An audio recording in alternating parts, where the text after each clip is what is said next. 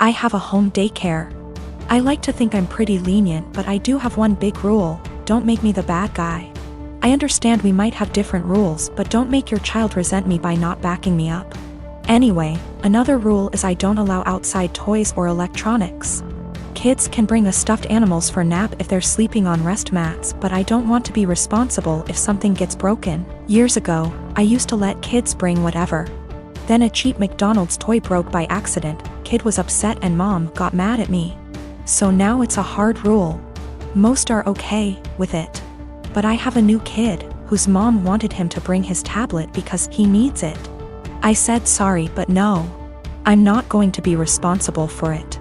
We went back and forth, but finally she just says fine. But every morning, he's crying because she took his tablet from him in the car. She always gives me this look and says, "Miss Lucy says no tablet." I always try to say we have plenty of toys, but the kid spends the whole morning sulking. I've talked to mom, asked her to leave it at home and not even put it in the car, but she says he needs it. It's been a month and yesterday was the straw that broke the camel's back. Kid came in crying as usual. I tried my usual redirection, which didn't work. Mom was giving me a look of, "See what you did?" Then she had the nerve to say to him, "I know you need your tablet, we've talked about this before, Miss Lucy is strict." That pissed me off. I ended up telling her to take him home right then and there. She was shocked and tried to stammer. He was my first kid of the day, so there was no scene. I just handed back his backpack, said he was no longer a student of mine, and began to pack his extra clothes and the sippy cup he kept. Mom was in tears as she left. My husband thinks she was right. I'm too strict and should have broken policy instead of causing drama. There was no medical need for the tablet. It was all just that he wanted it. I'm not making a waiver for electronics. That won't stop other issues with the tablets, such as jealousy and drama, so my "don't make me the bad guy" rule has been misunderstood, partly as I worded it poorly. I don't expect blind obedience. No one has to agree with my rules. They can challenge them, to me. But to their kid, I'd rather them explain everyone has different rules and that while they're with me, things will be different. I do the same with parents who have different rules than mine. I never say they're wrong or strict, I say that we have different rules at school and to listen to mom and dad. This is also a policy for pacifiers, bottles, and potty training. I'll approach any of these milestones when you ask, but you have to be working on it at home too. The kid won't progress if they only go pee on the potty at home. And the child was not autistic or non-verbal. If he was, an exception would be made. I returned her money for the last few days of January and texted an apology for terminating without notice, and said I hope she was able to find care. She said she left him at her mom's. She also asked if there was any way I'd reconsider, and I said no. We had a long phone call and no minds were changed, but it was the ending we should have had. My boyfriend and I have been together for 2 years now. Every year at the end of summer, my boyfriend's family has a beach trip. They have a cute cottage that they go to visit a few times a year. Last year I was unable to join, but this year I was able to make it. I've met his family before many times and we get along well, so I was looking forward to it. While I was packing, I was sure to include nicer dresses in case we went out, and even included a more modest bikini than I would usually wear. This one is still a bikini, but is full coverage unlike my others. I know his family can be a little more conservative, so I kept that in mind when packing. I even went over everything I packed with my boyfriend. On the trip was my BF and I, his younger brother, his older brother, his sister-in-law, and his parents. The first day went by really well. Our flight didn't have any issues, we unpacked, got settled, and all went out for dinner. The next day we had planned to go out on the boat. So I put on my bikini and had to cover up. No one said anything to me as we were leaving, or even when we were on the boat. I spent the whole day in my bikini without a single comment. It wasn't until that night I realized people had an issue with it. We were all drinking on the boat, with the exception of my BFS sister-in-law because she's pregnant. And we continued drinking when we got back. So after dinner, we were all pretty wasted. When we were talking about our time on the boat, my BFS dad made a comment about how everyone was staring at me because of my slutty bikini. I was embarrassed and just laughed it off, but then everyone else chimed in to comment on it. His mom laughed and said it was fine, that she would wear nothing if she were young again. But then his younger brother said that I basically was wearing nothing. I defended myself and said it was the most conservative suit I had. And then his older brother said that it didn't leave anything to the imagination. And that if he were single, he would have tried to steal me away. That comment made me pretty uncomfortable, and I could tell it made his wife uncomfortable too. I asked if she would wear bikinis on the trip, and my BF's dad interrupted and said that she did, but it was different. My BF just laughed along with all of this, didn't even see anything wrong with it. When I told him to say something, he said that I did look like I was trying to get dick down. Well, that comment was the last straw. I went to our room. I wanted to leave early after all that. But we only had a few days, so I just pushed it in the back of my mind and kept to myself the rest of our trip. I know they were just joking, but what they said really bothered me and made me feel uncomfortable. I'm not sure why my BF doesn't get that. He just keeps saying that they were joking around. But it obviously wasn't very funny to me, so now he's saying I ruined the trip by moping around the rest of the time.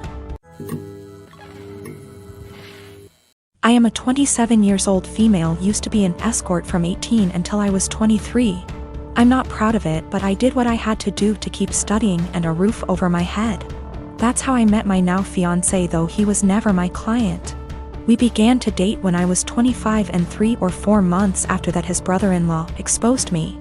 No idea how he found out, because there's no way my fiancé knew, and thus we had to come clean in front of his whole family. Yes, I did that. Yes, he knows. Yes, he doesn't care. It was 2 years ago. At that time, we got over it.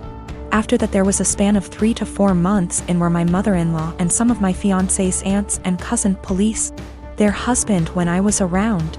It was really weird tbh, because this dudes were like 40 to 60 years old and I wasn't that desperate. So my fiancé shut their bullshit hard, and even when his family still gives me the side eye from time to time. We thought it was behind us.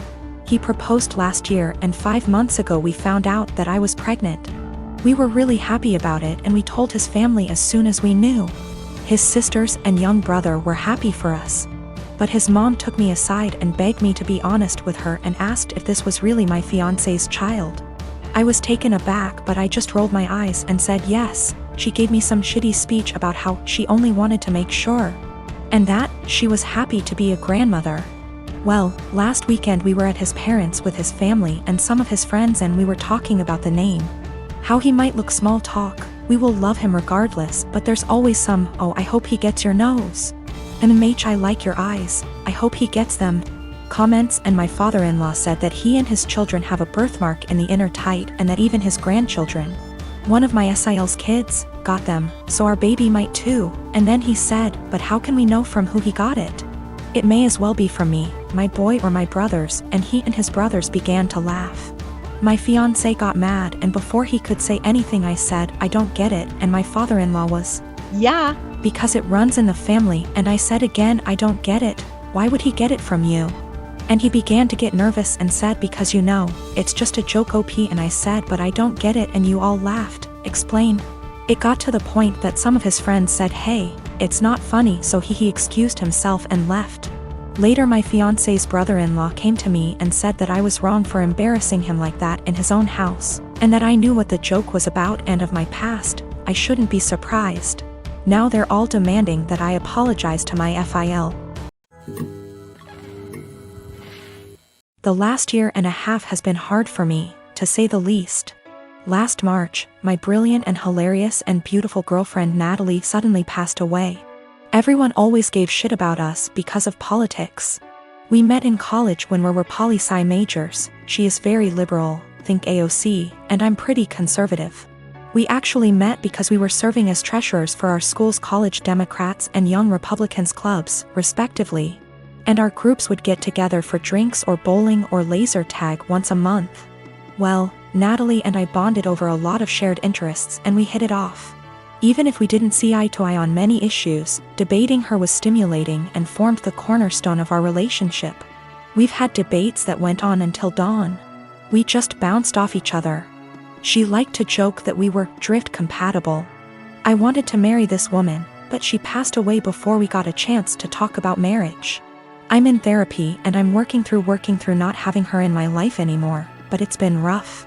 Then Rona happened and I got laid off, so I had to move back in with my parents and figure out what I am supposed to do now.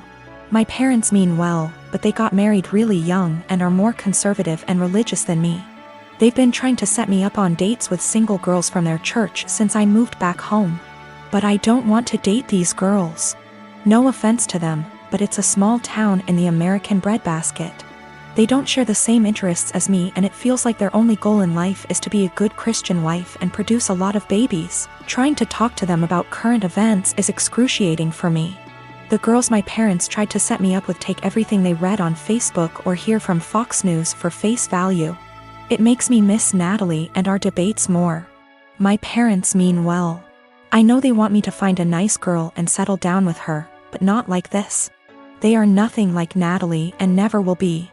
I miss her, even if my folks didn't like her ideas. But when I told them the other night that I wanted them to stop setting me up on dates with these girls, they freaked out and told me that I needed to consider settling down since I just turned 30.